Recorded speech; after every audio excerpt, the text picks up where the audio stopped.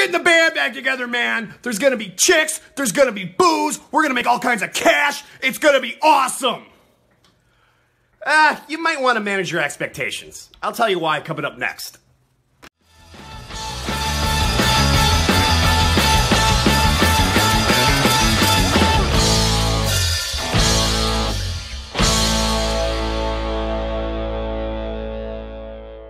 What is up, you guys? Drummer Jeff here. All right, so the kids are in high school or they're out of the house. Your wife says to you, all right, you're driving me nuts. You got to get a hobby. So you think, hey, man, I used to play drums. I was in bands. I'm gonna put my old band back together. Well, there are several things you need to take into consideration because a lot has changed in the 20 or 25 or so years since you last played out. I'm 44, okay? I played my first club date a couple months after I got out of high school when I was 18. So, and I've been in the scene the entire time, and I've seen the arc. I've seen what happened to the live music scene in my area, and if your area is anything like mine, it's probably very similar to what's happened in your area. And the arc has done this. I mean, there used to be lots of clubs. There was tons of places to play, all right? And it's gone from this to this. All right, so this is the amount of clubs. This is the amount of bands trying to get in those gigs. So the competition's actually a lot stiffer now than it was. It used to be you just had to be good. And now actually being good is almost secondary to, you know, to a lot of other things. So the first thing you need to take into consideration is your material. What are you going to play out, okay? If you think you're going to go out and you're going to play like what you did back in 91 or whatever when you were like ripping out Saigon Kick or you know, Skid Row or stuff like that, man, ain't going to happen, dude. When you were 23 and in the bars, playing in the bars, guess what? Everybody else was 23, okay? Everybody going to see you was around your age. Now you're 43 or 44 or 45, all right? Everybody's still 22 or 23, okay? And their taste in music is actually a lot more fickle than when we were young, okay? My big eye-opening experience came, well, I did mostly originals until I was in my mid-20s, so like 26 or 27. I started playing in cover bands, and I thought it would be easy. You know, I thought, you know, I go see this band. This band was huge. I'm not going to mention any names, but they were really popular in southeastern Wisconsin, and they weren't that good, right? But, man, there was tons of people going to see them, and they did have good production. I'll give them that. But, you know, as a band, they weren't that good, man. They had a couple good players, but they had some players that were really lacking and holding that band back. So I thought, man, this is going to be way easy to put a band together that good. We're going to kick these guys' ass, and guess what? It didn't happen. Because of material was number one, all right? My big wake-up call came, I got into a group. It was actually an acoustic trio, of all things. 2 acoustic guitars and me on drums, all right? And this wasn't like us playing Cat Stevens and stuff like that. We were doing party band stuff. And we went around to all kinds of college towns in the Midwest and the East Coast. We played for one particular chain of bars. And our job, every weekend, we were in a different city playing to a different crowd. And we got really good at reading crowds and knowing what kind of material to do.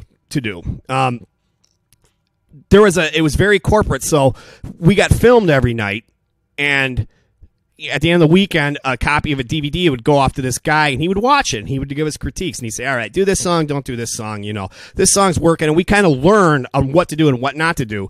And by the end of our time on this circuit, you know, for the 8 years or whatever we did it, we were a machine, okay? We would do a 45-minute set. We would stop. We would stop playing one time in that 45-minute set. And it was song after song after song after song. Songs that all work. And if for whatever reason that song wasn't working that night, we would do a verse and a chorus. We'd all look at each other and say, all right, this isn't going. Boom, on to the next song, okay? Because I'm going to tell you something. The bar age crowd, the 21 to 27-year-olds, they are fickle, man. You know, what they liked, last week, they may not like this week. So you got to know. You have to learn how to read them, okay? I do a lot of sub gigs with a band. The band is great, super tight. They have, in my opinion, they have some issues with their material. It's not my band. It's not my say, okay? I'm just a drummer. I'm just a guy who comes in and plays drums for them every once in a while. But they're crossing, they're straddling this line of, okay, we want to be a party band, but we also want to do music we like, or you know, and those two don't necessarily go together. All right, you got to pick one or the other. You know, if you're going to be a tribute band, be a tribute band. Be an awesome tribute band, okay? You want to be a party band? Then be a party band, all right? Don't be a party band and then, like, we're going to do Cat Stevens or whatever. It doesn't work. So you have to figure out what you want to do and just do it well, all right? And actually, that band, from what they lack, in my opinion, like I said, this is all just my opinion now, on their material, they still manage to get a lot of gigs. And the reason they get a lot of gigs is because they're extremely professional. That leads me to my next point, is professionalism is so very important, okay? This band, it says 10:30 start. This band starts at 10:30. They don't start at 10:32. They don't start at 10:35, okay? They start at 10:30. That says they're supposed to go till 1:30, they end at 1:30, okay? They don't end at 1:28 or 25 after, all right? They end at 1:30. If they say they're going to take a 10-minute break, they take a 10-minute break. They don't take a 20-minute break. And club owners love that, man, okay? So, you know, read your crowd, all right, and be professional. And my last point is gig appropriate gear. All right, I got news for you. The Tama Rockstar that you had back in '89 with, you know, the 4 chinas and the 4 rack toms, 2 floor toms, a piccolo snare, double kicks.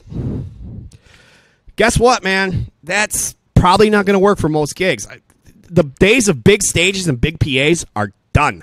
They are done. They are over. We're never going back to that. Accept it, okay? Just accept it. You're not going to be able to take your big double bass kit out to a lot of gigs, all right? This Vistalite kit that you see in a lot of my videos, I love this drum set. It's one of my favorite things. Unfortunately, I can't take it to a lot of gigs because, number one, they're big drums, all right? Number two is they're extremely loud. So I've gone 2 ways. I've gone with a smaller, scaled-down acoustic setup, okay, which is, I still take this to outdoor gigs. So if I get a chance to play this, oh, man, I'm playing it. But I bought a vintage Slingerland kit with a 20-inch kick drum, 12-inch rack tom, 16-inch floor tom. It's perfect. It's nice and small and compact. It's not super loud. It's great for small club dates, all right? Gig-appropriate gear. Next point, okay. That leads to being too loud. You gotta watch your volume, guys. You can't be too loud. Most of these places nowadays are small, all right? So you can't go in there cranking with the stacks of speakers and 15 subwoofers and a big horn.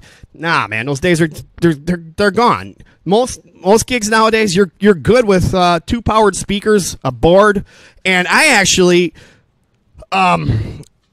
I made a switch last year because it was getting harder and harder for me to find places to play with the acoustic kit, because even with the small one, it's still loud, all right? So I went out and I bought an electronic kit. Let me just say, I'm old school. I love vintage drums. I hate that drum set. I hate playing it. I hate everything about it. I think the sounds suck. You know, it feels like crap to play it. You kind of look stupid behind it, but when I bought that thing, my gig calendar went from being halfway full for available dates to completely booked out. I did 100 gigs this year. 100 gigs, all right? And more than half of those gigs I got because I bought that electronic drum set. And why? Because I can go and I could play with this small little duo, and we could fit in a corner of a dinner establishment and play music that people want to hear when they're eating dinner. That goes back to material, all right? When somebody's eating dinner, they don't want to hear Pitbull, all right? That's when you play the Cat Stevens and those type of things, okay? That's when there's a time to be mellow and there's a time to be rowdy. All right, I hope you guys had a great day. I hope you liked the video. Please subscribe if you like what I'm doing. I'll talk to you guys later. Have a good day.